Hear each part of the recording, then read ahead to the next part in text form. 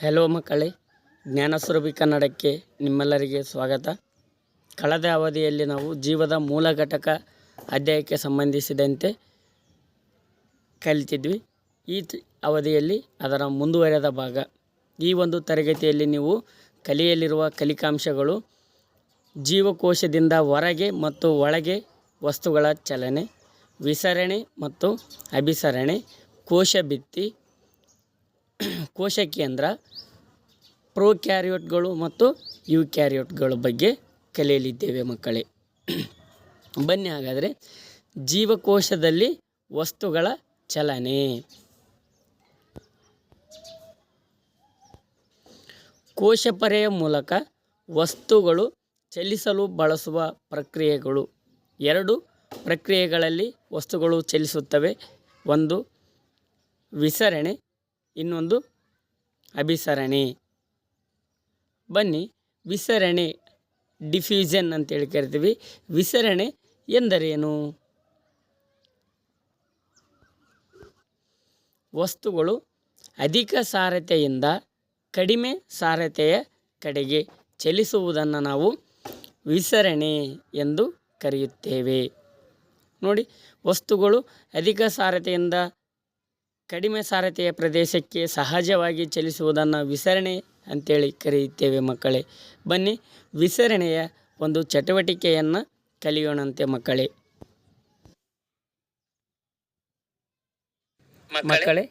ವಿಸರಣೆಯ ಚಟುವಟಿಕೆಯನ್ನು ಮಾಡೋಣ. ನನ್ನ ಬಳಿ ಒಂದು ಗಾಜಿನ ಲೋಟವಿದೆ. ಈ ಗಾಜಿನ ಲೋಟಕ್ಕೆ ಸ್ವಲ್ಪ ನೀರನ್ನು ಹಾಕಿದ್ದೀನಿ. ಆ ನೀರಿಗೆ ಸ್ವಲ್ಪ ವರ್ಣಕಗಳನ್ನು ಬಳಸುತ್ತೇನೆ.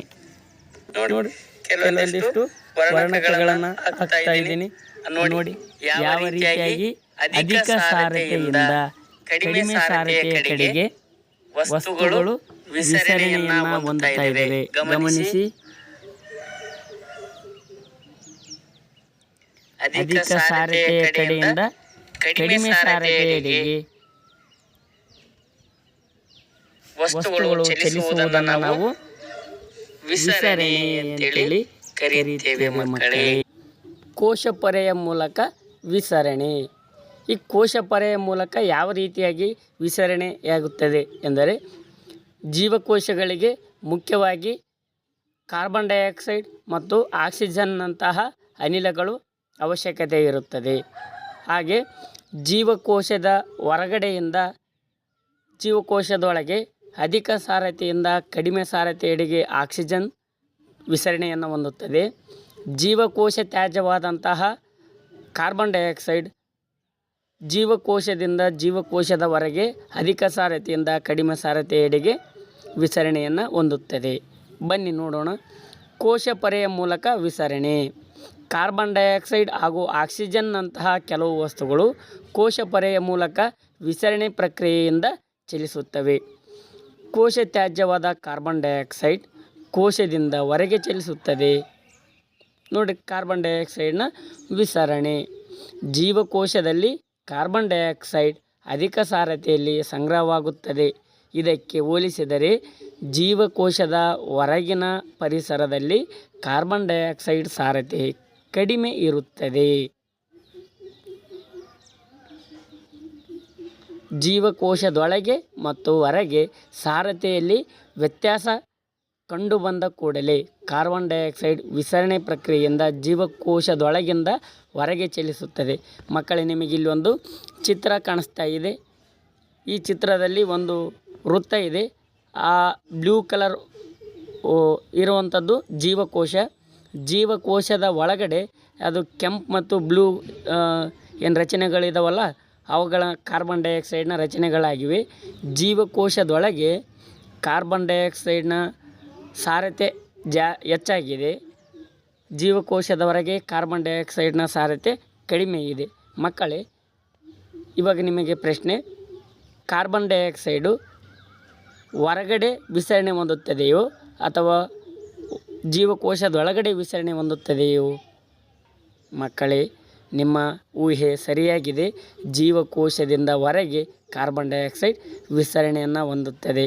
ಇದನ್ನು ಬಾಣದ ಗುರುತಿನ ರೂಪದಲ್ಲಿ ನಿಮಗೆ ಸೂಚಿಸಲಾಗಿದೆ. ಆಕ್ಸಿಜನ್ನ ವಿಸರಣೆ ನೋಡಿ, ಅದೇ ರೀತಿ ಜೀವಕೋಶದೊಳಗೆ ಆಕ್ಸಿಜನ್ನ ಸಾರತೆ ಕಡಿಮೆಯಾಗುತ್ತಿದ್ದಂತೆ ವಿಸರಣೆ ಪ್ರಕ್ರಿಯೆಯಿಂದ ಆಕ್ಸಿಜನ್ ಜೀವಕೋಶದೊಳಗೆ ಪ್ರವೇಶಿಸುತ್ತದೆ. ಮಕ್ಕಳೇ, ಇಲ್ಲಿ ನಿಮಗೆ ಒಂದು ಚಿತ್ರ ಕಾಣಿಸ್ತಾ ಇದೆ, ಒಂದು ವೃತ್ತಾಕಾರ. ಅದನ್ನು ನಾವು ಜೀವಕೋಶ ಅಂತ ಹೇಳಿ ಕರಿತೀವಿ. ಅಲ್ಲಿ ಈ ಬ್ಲೂ ಕಲರ್ ಚುಕ್ಕೆಗಳಿದಾವಲ್ಲ, ಅವು ಆಕ್ಸಿಜನ್ನ ಪರಮಾಣುಗಳು. ಇಲ್ಲಿ ನೋಡಿರಿ, ಜೀವಕೋಶದ ಒಳಗೆ ಆಕ್ಸಿಜನ್ನ ಸಾರತೆ ಕಡಿಮೆ ಇದೆ, ಜೀವಕೋಶದ ಹೊರಗಿನ ಪರಿಸರದಲ್ಲಿ ಆಕ್ಸಿಜನ್ನ ಸಾರತೆ ಹೆಚ್ಚಾಗಿದೆ.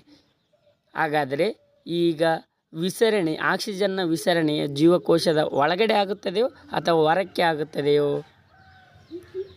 ಮಕ್ಕಳೇ, ನಿಮ್ಮ ಊಹೆ ಸರಿಯಾಗಿದೆ. ಜೀವಕೋಶದ ಹೊರಗಿನ ಪರಿಸರದಿಂದ ಒಳಕ್ಕೆ ಆಕ್ಸಿಜನ್ ವಿಸರಣೆ ಹೊಂದುತ್ತದೆ. ಅದನ್ನು ಈ ಒಂದು ಬಾಣದ ಗುರುತಿನಿಂದ ಸೂಚಿಸಲಾಗಿದೆ. ಅಭಿಸರಣೆ, ಆಸ್ಮೋಸಿಸ್. ಮಕ್ಕಳೇ, ಅಭಿಸರಣೆ ಎಂದರೆ ನೀರಿನ ಅಣುಗಳು ಅಧಿಕ ಸಾರತೆಯಿಂದ ಕಡಿಮೆ ಸಾರತೆಯೆಡೆಗೆ ಚಲಿಸುವುದನ್ನು ನಾವು ಅಭಿಸರಣೆ ಎಂದು ಕರೆಯುತ್ತೇವೆ. ಆಸ್ಮೋಸಿಸ್ ನೋಡಿ, ನೀರಿನ ಅಣುಗಳು ಅಧಿಕ ಸಾರತೆಯ ಪ್ರದೇಶದಿಂದ ಕಡಿಮೆ ಸಾರತೆಯ ಪ್ರದೇಶಕ್ಕೆ ಅರೆವ್ಯಾಪ್ಯ ಪೊರೆಯ ಮೂಲಕ ಹಾದು ಹೋಗುವ ಪ್ರಕ್ರಿಯೆಗೆ ಅಭಿಸರಣೆ ಎನ್ನುತ್ತಾರೆ. ನೋಡಿ, ಅಭಿಸರಣೆ ಇಲ್ಲಿ ನಿಮಗೆ ಎರಡು ನಿಮಗೆ ಬೀಕರ್ಗಳನ್ನು ನೀಡಲಾಗಿದೆ. ಆ ಬೀಕರ್ನ ಒಳಭಾಗದಲ್ಲಿ ಏನು ಚುಕ್ಕೆಗಳು ಕಾಣಿಸ್ತಾ ಇದ್ದಾವಲ್ಲ, ಅದನ್ನು ನಾವು ಎರಡು ಭಾಗ ಮಾಡಲಾಗಿದೆ. ಇದರಲ್ಲಿ ಒಂದು ಭಾಗ ಉಪ್ಪಿನ ದ್ರಾವಣ, ಇದನ್ನು ನಾವು ಅರೆವ್ಯಾಪ್ಯ ಪೊರೆ ಅಂತೇಳಿ ಕರಿತೀವಿ. ಏನು ಡಾಟ್ ಲೈನ್ ಇದೆಯಲ್ಲ, ಇದು ಅರೆವ್ಯಾಪ್ಯ ಪೊರೆ. ಅರೆವ್ಯಾಪ್ಯ ಪೊರೆಯ ಒಂದು ಭಾಗದಲ್ಲಿ ಏನಿದೆ, ಉಪ್ಪಿನ ದ್ರಾವಣ ಇದೆ, ಇನ್ನೊಂದು ಭಾಗದಲ್ಲಿ ಸಾಮಾನ್ಯ ನೀರಿದೆ. ಈಗ ಅಧಿಕ ಸಾರತೆಯ ಕಡೆಯಿಂದ ಕಡಿಮೆ ಸಾರತೆಯ ಕಡೆಗೆ ನೀರಿನ ಅಣುಗಳು ಚಲಿಸುವುದನ್ನು ನಾವೇನಂತ ಕರಿತೀವಿ, ಅಭಿಸರಣೆ ಅಂತೇಳಿ ಕರಿತೀವಿ. ಈ ಅಭಿಸರಣೆಯನ್ನು ಈ ಎರಡೂ ಚಿತ್ರಗಳು ನಿಮಗೆ ಸೂಚಿಸುತ್ತಿವೆ ಮಕ್ಕಳೇ. ಬನ್ನಿ, ಹಾಗಾದರೆ ಸಕ್ಕರೆ ಅಥವಾ ಉಪ್ಪಿನ ದ್ರಾವಣದಲ್ಲಿ ಒಂದು ಸಸ್ಯ ಅಥವಾ ಪ್ರಾಣಿ ಜೀವಕೋಶವನ್ನು ಇರಿಸಿದರೆ ಏನಾಗಬಹುದು? ಮಕ್ಕಳೇ, ಸಕ್ಕರೆ ಅಥವಾ ಉಪ್ಪಿನ ದ್ರಾವಣದಲ್ಲಿ ಒಂದು ಜೀವಕೋಶವನ್ನು ಇರಿಸಿದರೆ 3 ರೀತಿಯ ಪ್ರಕ್ರಿಯೆಗಳು ನಡೆಯಬಹುದು. ಒಂದು, ಜೀವಕೋಶವು ಉಬ್ಬಬಹುದು ಅಥವಾ ಮೊದಲಿನ ಸ್ಥಿತಿಯಲ್ಲಿಯೇ ಉಳಿಯಬಹುದು, ಅಥವಾ ಜೀವಕೋಶ ಮುದುಡಬಹುದು. ನೋಡಿ, ಜೀವಕೋಶ ಉಬ್ಬುತ್ತದೆ, ಮೂಲ ಗಾತ್ರದಲ್ಲೇ ಇರುತ್ತದೆ ಅಥವಾ ಮುದುಡುತ್ತದೆ. ನೀವು ಅಭಿಸರಣೆಯ ಚಟುವಟಿಕೆ, ಈ ಅಭಿಸರಣೆಯ ಚಟುವಟಿಕೆಯನ್ನು ನೀವು ಮಾಡಬೇಕಾದ್ರೆ ನಿಮಗೆ ಡ್ರೈ ಫ್ರೂಟ್ಸ್ ಇರ್ತಾವಲ್ಲ, ಈ ಒಣ ದ್ರಾಕ್ಷಿ ಇರುತ್ತಲ್ಲ, ಆ ಒಣ ದ್ರಾಕ್ಷಿಯನ್ನು ಸ್ವಲ್ಪ ನೀರಿನಲ್ಲಿ ಹಾಕಿ ಸ್ವಲ್ಪ ಹೊತ್ತು ಬಿಟ್ಟಾಗ ಏನಾಗುತ್ತದೆ ಮಕ್ಕಳೇ, ಈ ದ್ರಾಕ್ಷಿಯಲ್ಲಿ ನೀರಿನ ಪ್ರಮಾಣ ಕಡಿಮೆ ಇರುತ್ತೆ.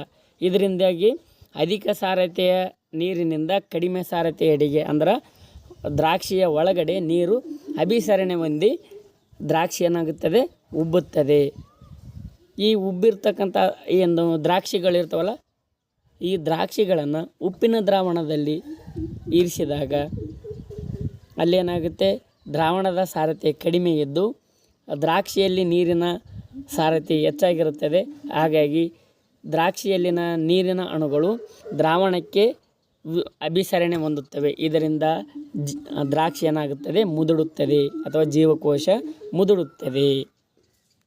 ಬನ್ನಿ, ಜೀವಕೋಶದ ಉಬ್ಬುವಿಕೆ. ಯಾವ ಸಮಯದಲ್ಲಿ ಜೀವಕೋಶ ಉಬ್ಬುತ್ತದೆ?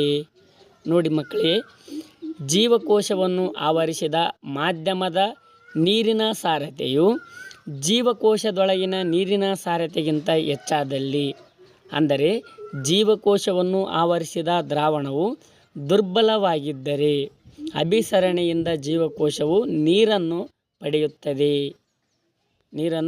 ಪಡೆಯುತ್ತದೆ. ಅಂದರೆ ಮಕ್ಕಳೇ, ದುರ್ಬಲ ದ್ರಾವಣ ಅಂತಂದರೆ ದ್ರಾವಣದಲ್ಲಿ ಯಾವುದೇ ರೀತಿಯ ಲವಣಗಳಿರಬಾರ್ದು, ನೀರಿನ ಪ್ರಮಾಣ ಏನಾಗಿರಬೇಕು, ಜಾಸ್ತಿ ಇರಬೇಕು. ನೀರಿನ ಪ್ರಮಾಣ ಹೆಚ್ಚಾಗಿದ್ದು ಲವಣಗಳ ಪ್ರಮಾಣ ಕಡಿಮೆ ಇತ್ತಂದ್ರೆ ಅದನ್ನು ನಾವು ದುರ್ಬಲ ದ್ರಾವಣ ಅಂತೇಳಿ ಕರಿತೀವಿ. ಈ ದುರ್ಬಲ ದ್ರಾವಣವಿದ್ದು ಅಂದರೆ ನೀರಿನ ಸಾರತೆ ಜೀವಕೋಶದಲ್ಲಿನ ನೀರಿನ ಸಾರತೆಗಿಂತ ಹೆಚ್ಚಾಗಿದ್ದರೆ ಅಭಿಸರಣೆಯ ಮೂಲಕ ಜೀವಕೋಶವು ನೀರನ್ನು ಪಡೆದುಕೊಂಡು ಉಬ್ಬುತ್ತದೆ. ಇಂತಹ ದ್ರಾವಣವನ್ನು ನಾವು ಅತಿ ಕಡಿಮೆ ಸಾರತೆಯ ದ್ರಾವಣ ಹೈಪೋಟೋನಿಕ್ ಸೊಲ್ಯೂಷನ್ ಎಂದು ಕರೆಯುತ್ತೇವೆ ಮಕ್ಕಳೇ. ಇಲ್ಲಿ ಜೀವಕೋಶವು ಉಬ್ಬುತ್ತದೆ. ಜೀವಕೋಶವು ಮೂಲ ಗಾತ್ರದಲ್ಲಿರುವಿಕೆ.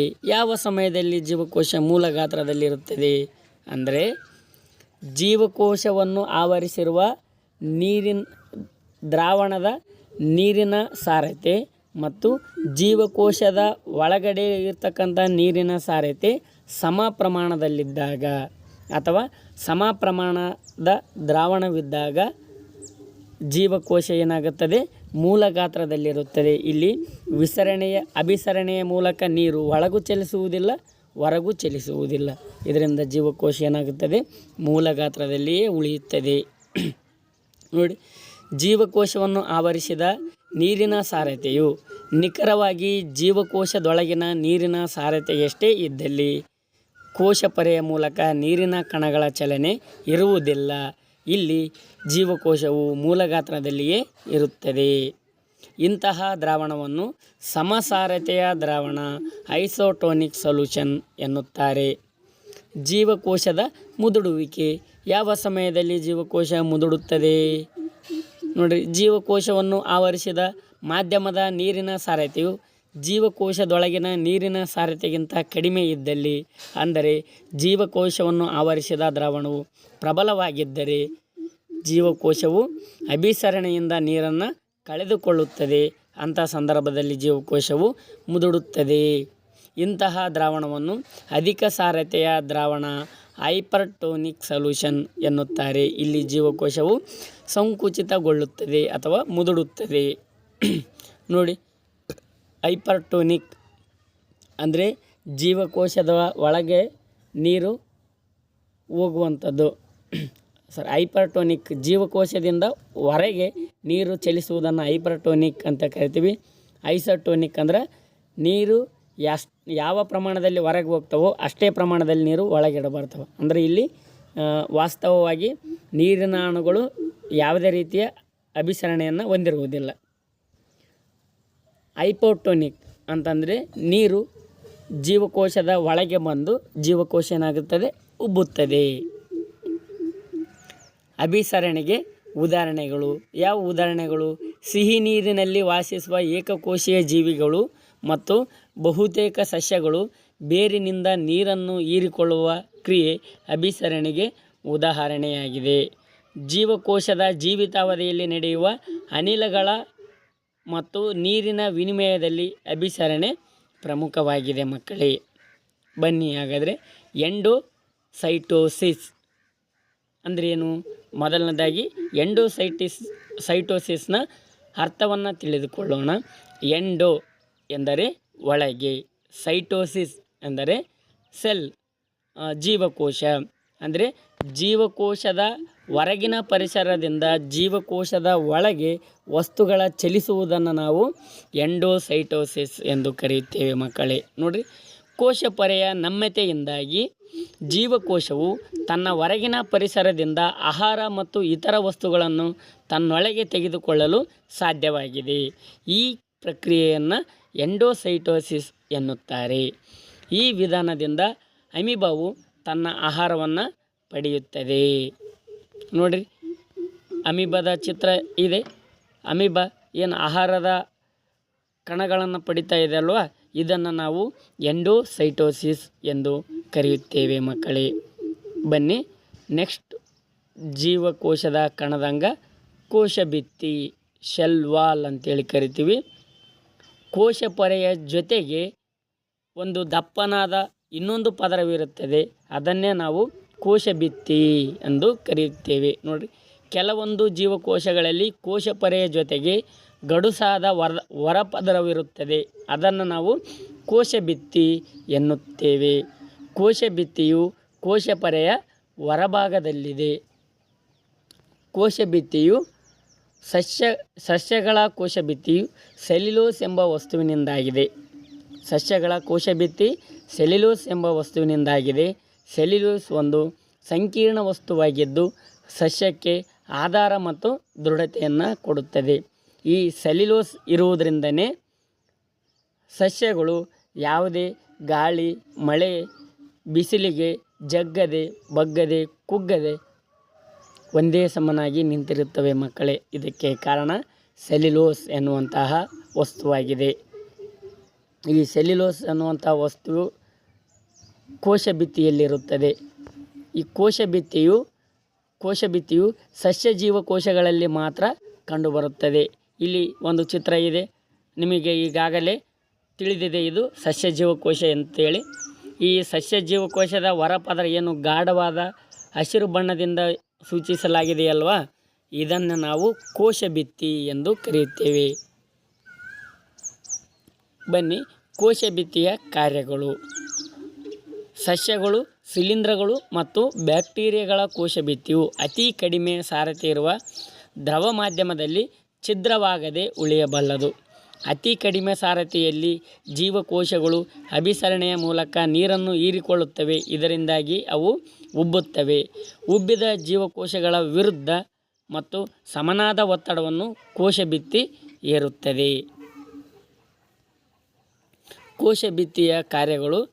ಸಸ್ಯ ಜೀವಕೋಶಗಳಲ್ಲಿ ಕೋಶಭಿತ್ತಿ ಇರುವುದರಿಂದ ಅವು ಸುತ್ತಲಿನ ಮಾಧ್ಯಮಗಳಲ್ಲಿ ಉಂಟಾಗುವ ಅತಿ ಹೆಚ್ಚಿನ ಬದಲಾವಣೆಗಳನ್ನು ತಡೆದುಕೊಳ್ಳಬಹುದು. ಕೋಶಭಿತ್ತಿ ಇರುವುದರಿಂದನೇ ಸಸ್ಯಗಳು ಮಳೆ ಬರಲಿ, ಚಳಿ ಬರಲಿ, ಬಿಸಿಲು ಬರಲಿ, ಬಿರುಗಾಳಿ ಬರಲಿ ಯಾವುದಕ್ಕೂ ಕುಗ್ಗದೆ ಒಂದೇ ಸಮನಾಗಿರುತ್ತವೆ. ಇದಕ್ಕೆ ಕಾರಣ ಕೋಶಭಿತ್ತಿ ಮಕ್ಕಳೇ. ನೋಡಿ, ಜೀವದ್ರವ್ಯ ಆಕುಂಚನ, ಪ್ಲಾಸ್ಮೋಲೈಸಿಸ್. ನೋಡಿ, ಏನು ಹಾಗಂದರೆ ಒಂದು ಸಸ್ಯದ ಜೀವಂತ ಜೀವಕೋಶವು ಅಭಿಸರಣೆ ಪ್ರಕ್ರಿಯೆಯಿಂದಾಗಿ ನೀರಿನಂಶವನ್ನು ಕಳೆದುಕೊಂಡಾಗ ಅದರ ಘಟಕಗಳು ಸಂಕುಚಿಸಿ ಕೋಶಭಿತ್ತಿಯಿಂದ ದೂರ ಸರಿಯುತ್ತವೆ. ಈ ವಿದ್ಯಮಾನವನ್ನು ಜೀವದ್ರವ್ಯ ಆಕುಂಚನ ಎನ್ನುವರು. ಅಂದರೆ ನೋಡಿ, ಇಲ್ಲಿ ಒಂದು ಚಿತ್ರ ಕಾಣಿಸ್ತಾ ಇದೆ ಮಕ್ಕಳೇ. ಇದು ಜೀವಕೋಶ. ಅಲ್ಲಿ ಪಿಂಕ್ ಕಲರ್ ಏನು ಗುಲಾಬಿ ಬಣ್ಣದಲ್ಲಿ ಸೂಚಿಸ್ತಾ ಇದೀವಲ್ಲ, ಇವು ಜೀವಕೋಶದ ಘಟಕಾಂಶ ಅಥವಾ ಘಟಕಗಳು. ಇವು ನೀರಿನ ಅಂಶವನ್ನು ಕಳೆದುಕೊಂಡಾಗ ಕೋಶಭಿತ್ತಿ ಇದೆ ಅಲ್ವಾ, ಇದು ಕೋಶಭಿತ್ತಿ. ಈ ಕೋಶಭಿತ್ತಿಯಿಂದ ಏನು ಮಾಡ್ತಾ ಇದೆ, ಘಟಕಾಂಶಗಳು ದೂರ ಸರಿತಾ ಇದ್ದಾವೆ. ಈ ಪ್ರಕ್ರಿಯೆಯನ್ನು ನಾವು ಏನಂತ ಕರಿತೀವಿ, ಆಕುಂಚನ, ಜೀವದ್ರವ್ಯ ಆಕುಂಚನ ಎಂದು ಕರೆಯುತ್ತೇವೆ ಮಕ್ಕಳೇ. ನೋಡಿ, ಈ ಪ್ರಕ್ರಿಯೆಯು ಕೋಶಭಿತ್ತಿ ಹೊಂದಿರುವ ಜೀವಕೋಶಗಳಲ್ಲಿ ಮಾತ್ರ ಕಂಡುಬರುತ್ತದೆ ಮತ್ತು ಜೀವಂತ ಜೀವಕೋಶಗಳಲ್ಲಿ ಮಾತ್ರ ಈ ಪ್ರಕ್ರಿಯೆ ಕಂಡುಬರುತ್ತದೆ. ಕೋಶ ಕೇಂದ್ರ, ನ್ಯೂಕ್ಲಿಯಸ್ ಅಂತೇಳಿ ಕರಿತೀವಿ. ನ್ಯೂಕ್ಲಿಯಸ್ ಏನಿದು? ನ್ಯೂಕ್ಲಿಯಸ್ ಜೀವಕೋಶದ ಮಧ್ಯಭಾಗದಲ್ಲಿ ದಟ್ಟವಾದ ಬಣ್ಣದ ದುಂಡಾದ ಅಥವಾ ಅಂಡಾಕಾರದ ರಚನೆಗಳನ್ನು ನ್ಯೂಕ್ಲಿಯಸ್ ಎಂದು ಕರೆಯುತ್ತೇವೆ. ಇಲ್ಲಿ ಚಿತ್ರದಲ್ಲಿ ಕಾಣ್ತಾ ಇದೆ ಅಲ್ವಾ ಮಕ್ಕಳೇ, ಈ ಚಿತ್ರದಲ್ಲಿ ಕಾಣ್ತಾ ಇರ್ತಕ್ಕಂಥದ್ದೇ ನಿಮಗೇನು, ಇದು ಕೋಶ ಕೇಂದ್ರವಾಗಿದೆ. ನೋಡಿ, ಕೋಶ ಕೇಂದ್ರದ ರಚನೆ. ಕೋಶ ಕೇಂದ್ರವು 2 ಪದರಗಳಿಂದ ಆಗಿದ್ದು ಒಂದನ್ನು ಹೊರಪದರ, ಇನ್ನೊಂದು ಒಳಪದರ ಎನ್ನುವಂಥ 2 ಪದರಗಳಿಂದ ಆಗಿದೆ ಮಕ್ಕಳೇ. ನೋಡಿರಿ, ಕೋಶ ಕೇಂದ್ರದ ರಚನೆ. ಪ್ರತಿ ನ್ಯೂಕ್ಲಿಯಸ್ ಕೋಶ ಕೇಂದ್ರ ಪೊರೆ, ನ್ಯೂಕ್ಲಿಯರ್ ಮೆಂಬ್ರೇನ್ ಎಂಬ 2 ಪದರದ ಪೊರೆಯನ್ನು ಹೊಂದಿದೆ. ನ್ಯೂಕ್ಲಿಯರ್ ಮೆಂಬ್ರೇನ್ ರಂಧ್ರಗಳನ್ನು ಹೊಂದಿದ್ದು ಇದರ ಮೂಲಕ ವಸ್ತುಗಳು ನ್ಯೂಕ್ಲಿಯಸ್ನ ಒಳಭಾಗದಿಂದ ಹೊರಭಾಗಕ್ಕೆ ವರ್ಗಾವಣೆಗೊಳ್ಳುತ್ತವೆ. ನೋಡಿ, ಕೋಶ ಕೇಂದ್ರದ ರಚನೆ ಬಗ್ಗೆ ಇನ್ನಷ್ಟು ತಿಳಿದುಕೊಳ್ಳೋಣ. ನ್ಯೂಕ್ಲಿಯಸ್ನ ಒಳಭಾಗದಲ್ಲಿ ಪರಸ್ಪರ ಎಣೆದುಕೊಂಡಿರುವ ದಾರದ ಎಳೆಗಳ ರಚನೆಗಳು ಕಂಡುಬರುತ್ತವೆ. ಇವನ್ನು ಕ್ರೊಮ್ಯಾಟಿನ್ ವಸ್ತುಗಳು ಎನ್ನುತ್ತಾರೆ. ನೋಡಿ ಮಕ್ಕಳೇ, ಇಲ್ಲಿ ನಿಮಗೆ ಕಾಣಿಸ್ತಾ ಇದೆ ಅಲ್ವಾ, ಇಲ್ಲಿ ಹಿಂಗೆ ಎಳೆಗಳು ಎಳೆ ಎಳೆ ರೀತಿಯಲ್ಲಿ ಕಾಣಿಸ್ತಾ ಇದೆಯಲ್ಲ, ಈ ಎಳೆಗಳನ್ನೇ ನಾವು ಕ್ರೊಮ್ಯಾಟಿನ್ಗಳು ಎಂದು ಕರೆಯುತ್ತೇವೆ ಮಕ್ಕಳೇ. ನ್ಯೂಕ್ಲಿಯಸ್ನ ಒಳಭಾಗದಲ್ಲಿ ಪರಸ್ಪರ ಎಣೆದುಕೊಂಡಿರುವ ದಾರದ ಎಳೆಗಳ ರಚನೆಗಳು ಕಂಡುಬರುತ್ತವೆ. ಇದನ್ನು ಏನಂತ ಕರಿತೀವಿ? ಕ್ರೊಮ್ಯಾಟಿನ್ಗಳು ಎನ್ನುತ್ತೇವೆ. ಹಾಗಾದರೆ ಕ್ರೋಮೋಸೋಮ್ಗಳು ಎಂದರೇನು? ಕೋಶ ವಿಭಜನೆಯ ಸಂದರ್ಭದಲ್ಲಿ ಕ್ರೊಮ್ಯಾಟಿನ್ಗಳು ಏನು ಸಣ್ಣ ಸಣ್ಣ ದಾರದ ಎಳೆಯಂಥ ರಚನೆಗಳಿದಾವಲ್ಲ, ಅವು ಕ್ರೊಮ್ಯಾಟಿನ್ಗಳು. ಕೋಶ ವಿಭಜನೆಯ ಸಂದರ್ಭದಲ್ಲಿ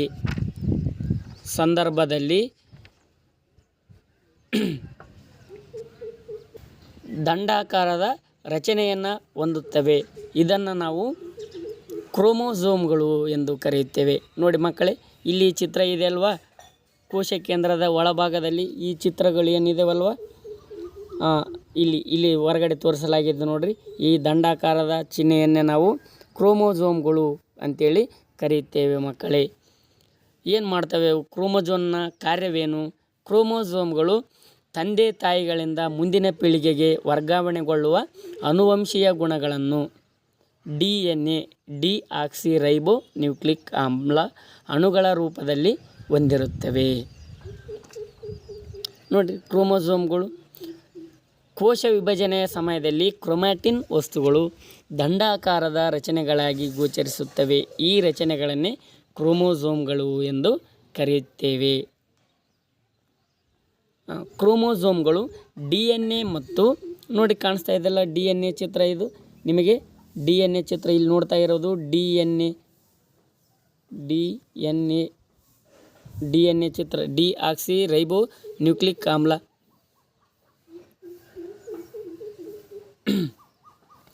ಕ್ರೋಮೋಸೋಮ್ಗಳು DNA ಮತ್ತು ಪ್ರೋಟೀನ್ಗಳ ಸಂಯೋಜನೆಯಿಂದ ಉಂಟಾಗಿದೆ. ಜೀವಕೋಶದ ನಿರ್ಮಾಣ ಹಾಗೂ ಸಂಘಟಿಸುವಿಕೆಗೆ ಬೇಕಾದ ಮಾಹಿತಿಯನ್ನು DNA ಅಣುಗಳು ಹೊಂದಿರುತ್ತವೆ. ಮಕ್ಕಳ, ಇಲ್ಲಿ ನಿಮಗೆ ಪ್ರಶ್ನೆ ಬರುತ್ತದೆ ಯಾವ ರೀತಿಯಾಗಿ ಅಂದರೆ, ಜೀವಕೋಶದ ನಿರ್ಮಾಣ ಹಾಗೂ ಸಂಘಟಿಸುವಿಕೆಗೆ ಬೇಕಾದ ಮಾಹಿತಿಯ ಕೇಂದ್ರ ಯಾವುದು ಎಂದರೆ DNA. ನೋಡಿ, DNA ಅಣುಗಳ ಕ್ರಿಯಾಶೀಲ ಭಾಗವನ್ನು ಜೀನ್ಗಳು ಎನ್ನುವರು. ಜೀವಕೋಶ ವಿಭಜನೆಯ ಸಂದರ್ಭದಲ್ಲಿ ಕ್ರೊಮ್ಯಾಟಿನ್ ವಸ್ತುಗಳು ಕ್ರೋಮೋಸೋಮ್ಗಳಾಗಿ ಪರಿವರ್ತನೆ ಹೊಂದುತ್ತವೆ. ಜೀವಕೋಶದ ಪ್ರಜನನ ಕ್ರಿಯೆಯಲ್ಲಿ ನ್ಯೂಕ್ಲಿಯಸ್ ಪ್ರಧಾನ ಪಾತ್ರ ವಹಿಸುತ್ತದೆ. ಜೀವಕೋಶದ ರಾಸಾಯನಿಕ ಚಟುವಟಿಕೆಗಳನ್ನು ನಿರ್ದೇಶಿಸುವ ಮೂಲಕ ನ್ಯೂಕ್ಲಿಯಸ್ ನಿರ್ಣಾಯಕ ಪಾತ್ರ ವಹಿಸುತ್ತದೆ. ಮಕ್ಕಳೇ, ಇಲ್ಲಿ ಒಂದು ಚಿತ್ರ ಗಮನಿಸ್ತಾ ಇದ್ದೀರಿ, ನೀವು ನೋಡ್ತಾ ಇರ್ಬೋದು.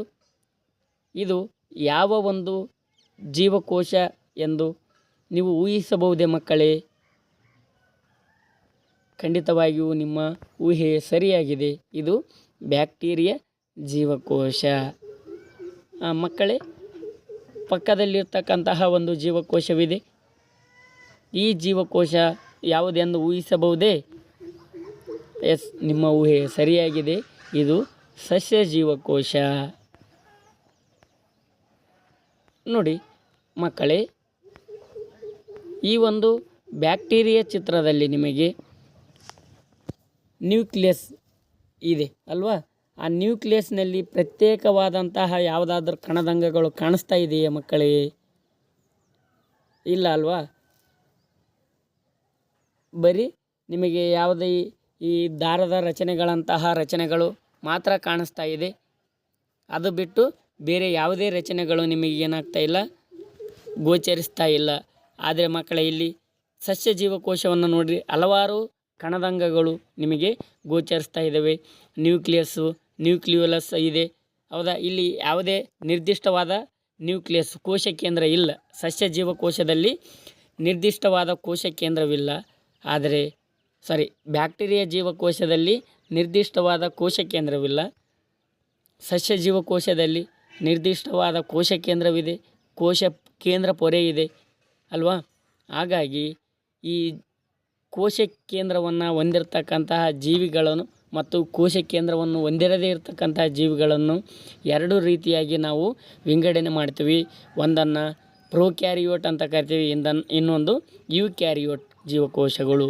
ಬನ್ನಿ ಹಾಗಾದರೆ ಪ್ರೋಕ್ಯಾರಿಯೋಟಿಕ್ ಮತ್ತು ಯುಕ್ಯಾರಿಯೋಟಿಕ್ ಜೀವಕೋಶಗಳ ಹೋಲಿಕೆ ಯಾವ ರೀತಿಯಾಗಿದೆ ನೋಡಿರಿ. ಪ್ರೋಕ್ಯಾರಿಯೋಟಿಕ್ ಜೀವಕೋಶಗಳು ಸಾಮಾನ್ಯವಾಗಿ ಸಣ್ಣ ಗಾತ್ರದಲ್ಲಿರುತ್ತವೆ. ಯುಕ್ಯಾರಿಯೋಟಿಕ್ ಜೀವಕೋಶಗಳು ಸಾಮಾನ್ಯವಾಗಿ ದೊಡ್ಡದಾಗಿರುತ್ತವೆ. ಪ್ರೋಕ್ಯಾರಿಯೋಟಿಕ್ ಜೀವಕೋಶಗಳು ಇವುಗಳನ್ನು ನಾವು ಏಕಕೋಶೀಯ ಜೀವಿಗಳು ಅಂತೇಳಿ ಕರಿತೀವಿ. ಅಸ್ಪಷ್ಟ ನ್ಯೂಕ್ಲಿಯರ್ ಪ್ರದೇಶವನ್ನು ಹೊಂದಿದ್ದು ಇದನ್ನು ನ್ಯೂಕ್ಲಿಯಾಯ್ಡ್ ಎಂದು ಕರೆಯುತ್ತೇವೆ. ಯುಕ್ಯಾರಿಯೋಟಿಕ್ ಜೀವಕೋಶಗಳು ನ್ಯೂಕ್ಲಿಯರ್ ಪ್ರದೇಶ ನಿರ್ದಿಷ್ಟವಾಗಿದ್ದು ನ್ಯೂಕ್ಲಿಯರ್ ಪೊರೆಯಿಂದ ಆವೃತಗೊಂಡಿದೆ. ಪ್ರೋಕ್ಯಾರಿಯೋಟಿಕ್ ಜೀವಕೋಶಗಳು ಒಂದೇ ಕ್ರೋಮೋಸೋಮ್ ಹೊಂದಿವೆ. ಯುಕ್ಯಾರಿಯೋಟಿಕ್ ಜೀವಕೋಶಗಳು ಒಂದಕ್ಕಿಂತ ಹೆಚ್ಚು ಕ್ರೋಮೋಸೋಮ್ಗಳನ್ನು ಹೊಂದಿವೆ. ಪ್ರೋಕ್ಯಾರಿಯೋಟಿಕ್ ಜೀವಕೋಶಗಳು ಪೊರೆ ಸಹಿತ ಕಣದಂಗಗಳು ಕಂಡುಬರುವುದಿಲ್ಲ. ಯುಕ್ಯಾರಿಯೋಟಿಕ್ ಜೀವಕೋಶಗಳಲ್ಲಿ ಎಲ್ಲ ಥರದ ಕಣದಂಗಗಳು ಕಂಡುಬರುತ್ತವೆ. ಉದಾಹರಣೆಗೆ ಎಂಡೋಪ್ಲಾಸ್ಟಿಕ್ ರೆಟಿಕ್ಯುಲಮ್, ರೈಬೋಸೋಮ್, ಲೈಸೋಸೋಮ್, ಗಾಲ್ಗಿ ಸಂಕೀರ್ಣ ಇತ್ಯಾದಿ. ಮುಂದಿನ ತರಗತಿಯಲ್ಲಿ ಇದರ ಮುಂದುವರೆದ ಭಾಗವನ್ನು ಕಲಿಯೋಣಂತ ಮಕ್ಕಳೇ. ಇಲ್ಲಿವರೆಗೂ ತರಗತಿಯನ್ನು ವೀಕ್ಷಿಸಿದ್ದಕ್ಕಾಗಿ ಎಲ್ಲರಿಗೂ ಧನ್ಯವಾದಗಳು.